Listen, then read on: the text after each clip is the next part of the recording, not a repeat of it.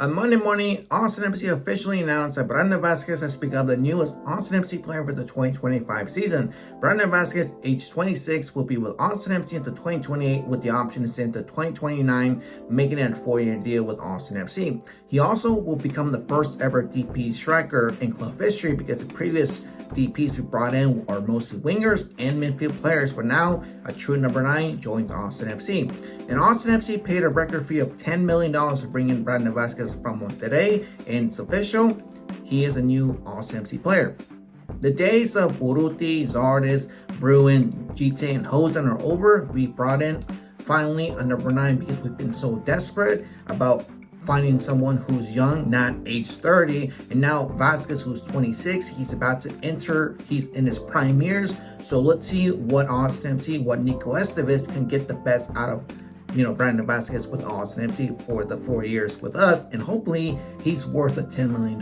Brandon Vazquez will be with his third MLS club, and that's Austin FC. The previous 2 he was with before leaving to Mexico was Atlanta United and FC Cincinnati. With Atlanta United, he won an MLS Cup, but with FC Cincinnati, it was mostly his breakthrough years, while playing 3 to 4 seasons with them. There, he won individual awards. He was included in the 2022 MLS All-Star team, and he was also in the 2022 Best 11 that season. But the following year in 2023, Vazquez won the Supporters Shield with FC Cincinnati. Then he went to Mexico to play with the highest paid team, the richest club in Mexico. That's the word I'm looking for, which is Monterrey.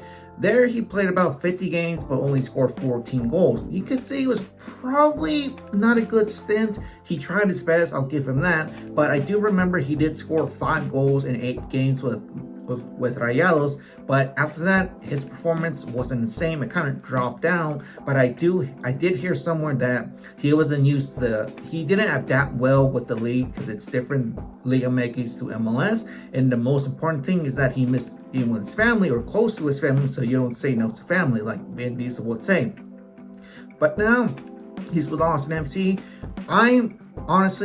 I'm really happy that we made this move because it was a week-long process. It was first reported on New Year's Day that Austin FC was in advanced talks to bring in Vazquez to Austin FC. Then days were like, is it going to be official? Are we going to see the green smoke? And on the weekend, we saw that Tom Bogert first reported that Austin FC was going to pay Monterrey $5 to $6 million to bring in Vazquez to Austin FC. Then the next day, Sunday, which was yesterday or 2 days ago, Tom Bogert said that Austin FC are going to pay $10 million plus bonuses to bring in Vazquez from Monterrey. And you're like, first of all, where do we get the $10 million from to bring in Vazquez? It's like, is it all the jellyfish IPA we bought, all the merch, or what is it? I know for a fact Anthony Precourt was like, let me pitch in and help y'all to bring in Vazquez to Austin FC. So it's official. It's Monday. We are still celebrating. This is probably, the illusions of bringing Vazquez to Austin FC are now true.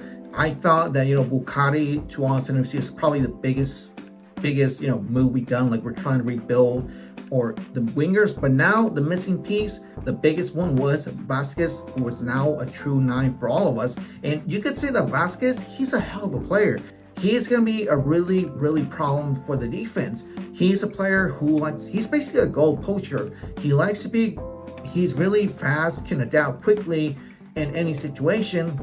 He also is a really good aerial threat. Like, if you give him a cross, he'll do it for you, one-time finish. His finishing is good. So basically all those qualities, all that I just said about his style of play, he's a better improvement than the previous 5 strikers we had. And plus, he's not old. He's 26. Obviously, he's going to be fast and he's tall as hell. So we'll see what's going to happen in this season. And my expectations for Vazquez in 2025, the bar for the Austin FC striker role is so low, so maybe I wouldn't put too much pressure for Vazquez, but it's mostly like, is he worth the $10 million?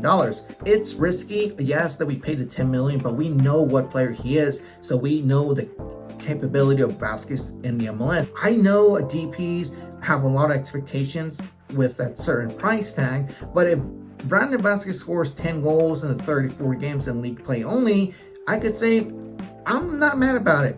It's better than what we had before, because with Zares and Urruti, they scored double digits, but it took them 2 seasons to do that. If Vazquez can do that in 1 season, I'm like, hey, it was worth $10 million.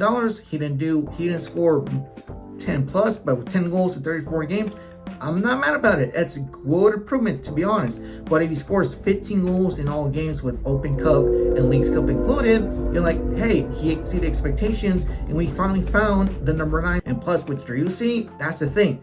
There's just rumors going on that Driussi might leave Austin FC. He said yes to be replaced, but me saying like, I don't want Driussi to leave. If we sell, obviously, Driussi for the season, Austin FC will lose its identity because it all revolves around Driussi. I want him to link up with Brandon Vazquez, who's obviously a true 9 and a true 10, which is Driussi. So we have to see what happens. But other than that, me saying to Vazquez, finally it's done, official. We can say that Superman, that's his nickname, is a new player for Austin FC. But yeah, that's my reaction to this. Hope it made sense to you guys. We are rebuilding the squad, you could say, by little, but we improved more. And the missing piece, the much more important role, was the DP, obviously the number 9, but we finally brought in a true DP, which is Brandon Vazquez. But other than that, you guys, hope you guys understood this video. My name is VanillaMexican17. Also, Happy New Year's to each and one of you who watched this video. But again, hope it made sense, and I'll catch you guys on the next one.